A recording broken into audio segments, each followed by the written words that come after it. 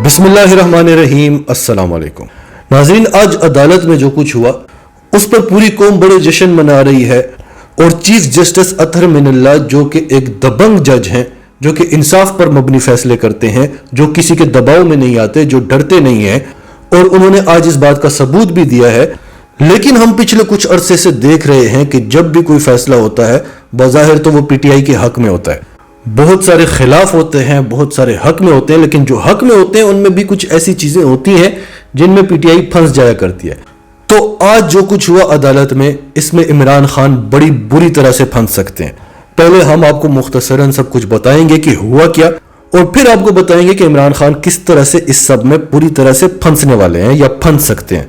उसके बाद आपके सामने दो बड़ी खबरें रखेंगे कि बरतानिया और चीन ने एक बार फिर इमरान खान के साथ खड़े होने का, इमरान खान के साथ यकजहती का सबूत दिया है।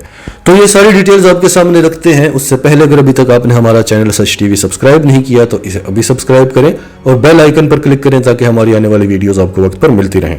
तो सबसे पहले आपको मुख्तसरन ये बताते हैं कि आज अदालत में क्या हुआ। सबसे पहले तो इमरान खान वहां पर पहुंचे, सिक्योरिटी का ऐसा इंतजाम था जैसे कर्फ्यू लगा हो। और फिर आप जानते हैं कि वहां पर क्या हुआ। चीफ जस्टिस अतहर मिनल्ला ने कहा कि इमरान खान का जो जवाब है वो तसल्ली बख्श नहीं है।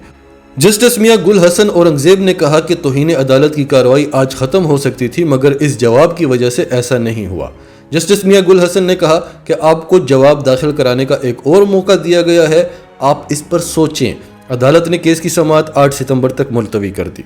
चीफ जस्टिस अतहर मिनल्ला ने कहा कि टार्चर का मामला तो हमने भी 3 साल बिला खौफ उठाया। टार्चर की तो 70 साल में रियासत ने खुद हौसला अफजाई की है। टार्चर की किसी भी सतह पर इजाजत नहीं दी जा सकती। चीफ जस्टिस ने कहा कि क्या किसी शख्स को लापता करने से बड़ा कोई टार्चर हो सकता है। चीफ जस्टिस ने कहा कि इमरान खान को यह क्रेडिट जाता है कि इन्होंने जुडिशल कम्प्लेक्स बनाया। मुझे तवक्को थी कि ये कहेंगे कि गलती हो गई है। चीफ जस्टिस ने कहा कि इमरान खान मुल्क के सबसे बड़े लीडर हैं, उनसे ये तवक्को थी कि वो आकर कहेंगे कि उनको अदालतों पर एतबार है। क्या इमरान खान के कद के आदमी को ऐसा करना चाहिए था। चीफ जस्टिस ने कहा कि आप अक्सर ये सवाल उठाते हैं कि रात को 12 बजे अदालतें क्यों खुली, तो हम आपको बताना चाहते हैं कि अदालतें इसलिए खुली थी कि 12 अक्टूबर जैसा कोई वाकया ना हो जाए, यानी कहीं मुल्क में मार्शल लॉ ना लग जाए। अब नाजरीन, सवाल ये है जो फवाद चौधरी ने भी किया कि इस सब में असल बात तो डिस्कस ही नहीं हुई। अब असल बात पर आने से पहले हम आपको एक और बात बता दें कि चीफ जस्टिस साहब ने जो पिछले 3 सालों में तशद्दुद का जिक्र किया है और जबरी गुमशुदगियों का जिक्र किया है, उस हवाले से पूरे पाकिस्तान को तशवीश थी। लेकिन उन दिनों भारत अफगानिस्तान में बैठा हुआ था, टीटीपी और बीएलए पाकिस्तान में पूरी तरह से एक्टिव थे।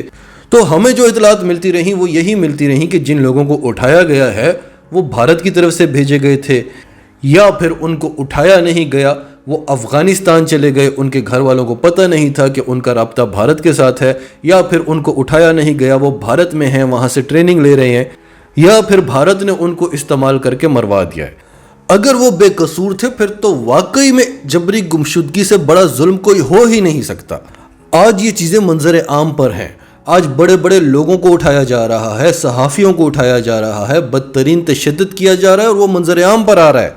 शहबाज गिल कोई ऐसा आदमी तो नहीं था कि जिसको उठा लेंगे और उसका पता ही नहीं चलेगा और उस पर कोई भी इल्ज़ाम लगा देंगे।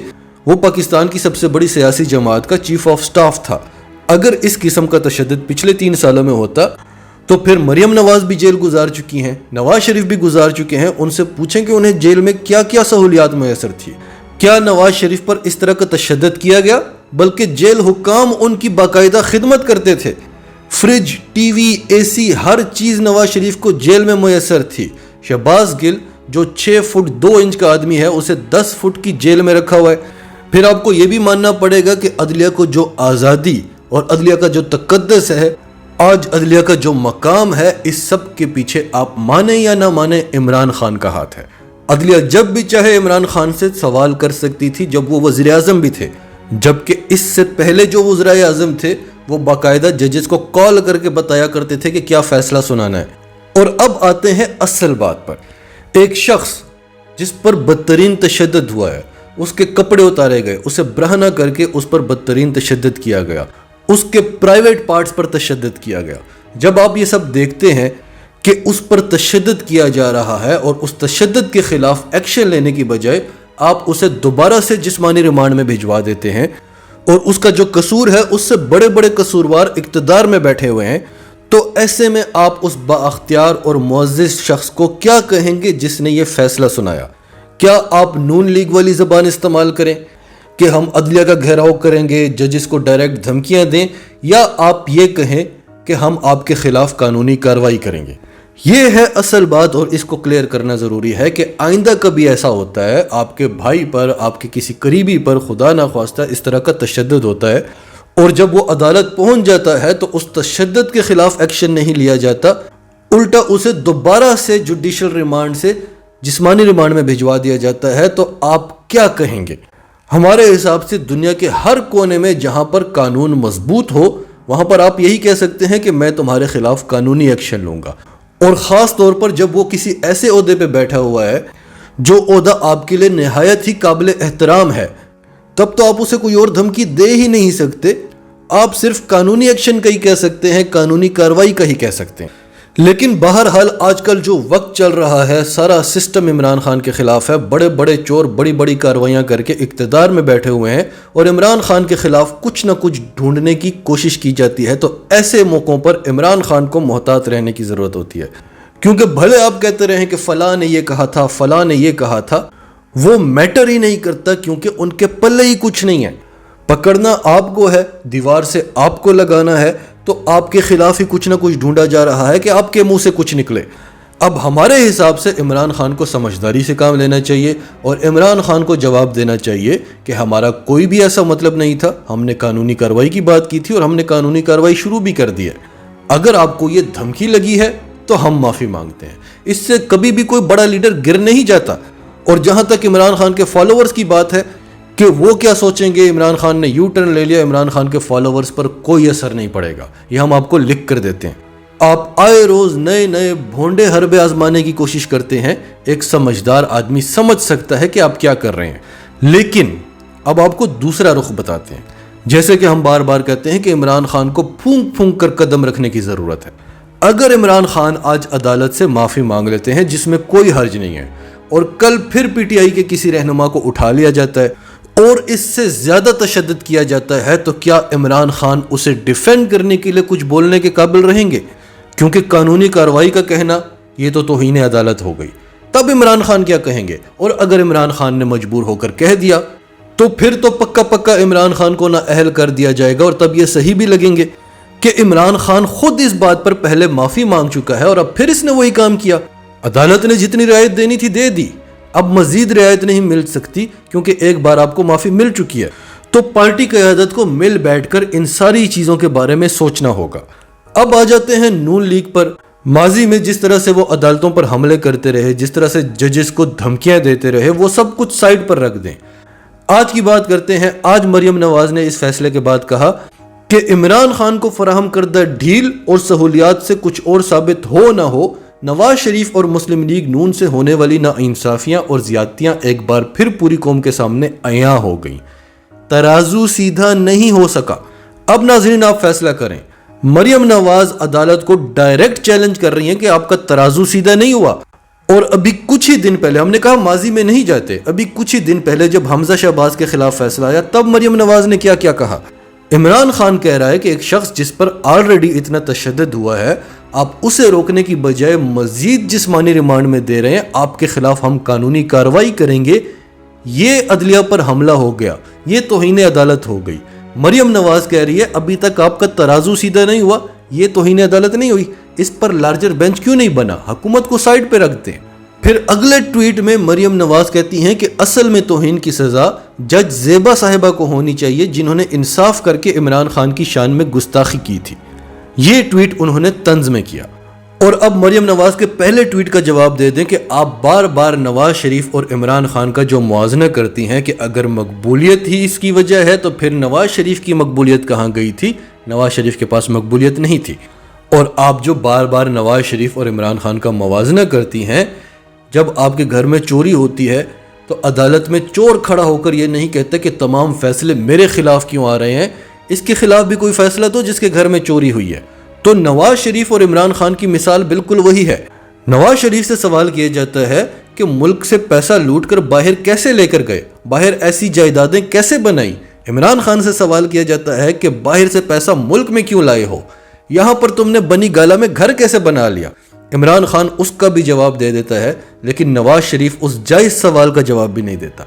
نواز شریف ملک کے خلاف غداری کرتا ہے، پاکستان کے اداروں کے خلاف پاکستان کے دشمنوں کے ساتھ ملاقاتیں کرتا ہے، اور وہ بھی خفیہ ملاقاتیں، اور عمران خان کو اس بات پر نکالا جاتا ہے کہ وہ پاکستان کے نیشنل انٹرسٹ کی بات کرتا ہے، وہ امریکہ اور بھارت کے مفادات کے لیے کام نہیں کرتا۔ اور پھر سب سے بڑی بات کہ جب نواز شریف کو نکالا جاتا ہے تو نواز شریف پوچھتا ہے مجھے کیوں نکالا۔ جب عمران خان کو نکالا جاتا ہے تو عمران خان نہیں پوچھتا کہ مجھے کیوں نکالا، عوام پوچھ رہی ہے آج تک کہ اسے کیوں نکالا، اور عمران خان بتا رہا ہے کہ اسے کیوں نکالا۔ آج برطانیہ کی رکن پارلیمنٹ کلاؤڈیا ویب نے پاکستان میں سیلاب سے بدترین تباہی کا ذمہ دار دنیا کے ترقی یافتہ ممالک کو قرار دیتے ہوئے کہا کہ پاکستان ہمارے لالچ کی قیمت چکا رہا ہے۔ انہوں نے کہا کہ پاکستان گرین ہاؤس عالمی اخراج کے صرف 1% حصے کا ذمہ دار ہے، مگر ماحولیاتی تبدیلیوں میں پاکستان سر فہرست 10 ممالک میں شامل ہے۔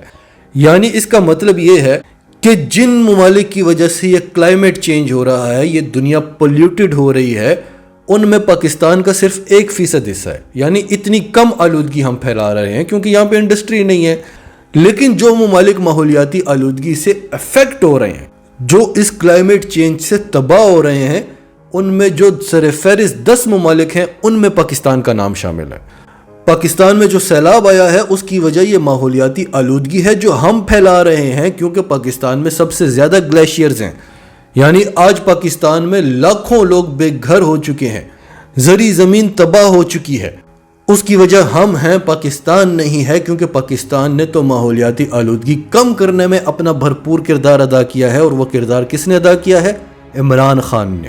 بلین ٹری سونامی، جس پر برطانیہ کے وزیر اعظم نے عمران خان کو سیلیوٹ بھی کیا تھا، تو وہ آج اقتدار میں نہیں ہے، لیکن آئے روز کہیں نہ کہیں سے اس کی تعریف ہو جاتی ہے۔ آپ اقتدار میں ہوں یا نہ ہوں، کبھی آپ کی تعریف نہیں ہوئی۔ اور آخر میں ایک اور اہم خبر آپ کے سامنے رکھتے ہیں کہ چین نے ایک بار پھر دوستی اور محبت کا ثبوت دیتے ہوئے پاکستان میں سیلاب کی تباہ کاریوں کے بعد متاثرین کی بحالی اور مدد کے لیے 100 ملین یوان کا امداد دینے کا اعلان کیا ہے۔ یعنی 1 کروڑ 44 لاکھ ڈالر دینے کا امداد کیا ہے، جو تقریباً 300 ارب روپے بنتے ہیں۔ اور خبر یہ نہیں ہے، خبر یہ ہے کہ چینی صدر شی جن پنگ نے یہ امداد دیتے ہوئے صدر عارف الوی سے یکجہتی کا اظہار کیا ہے۔ عام طور پر صرف وزیر اعظم سے اس طرح کا اظہار کیا جاتا ہے، چینی صدر نے صدر عارف الوی سے اظہار یکجہتی کا اظہار کیا ہے، کیونکہ عمران خان اس وقت کسی ایسے عہدے پر نہیں ہے، تو عمران خان کا آدمی جو اس وقت پاکستان کا صدر ہے، انہوں نے ان کے ساتھ اظہار یکجہتی کا اظہار کیا ہے اور امپورٹڈ حکومت کو ان کی اوقات بتائی ہے۔ ناظرین، آپ کی اس سب کے بارے میں کیا رائے ہے؟ کمنٹس میں اپنی رائے کا اظہار کرتے رہیں، اور اگر آپ ہمارے چینل پر نئے ہیں تو ابھی سچ ٹی وی کو سبسکرائب کریں، سچ ٹی وی فیملی کا حصہ بنیں، اور ہماری ویڈیوز پسند آئیں تو انہیں لائک کریں، شیئر کریں، تاکہ زیادہ سے زیادہ لوگوں تک یہ میسیجز پہنچتے رہیں۔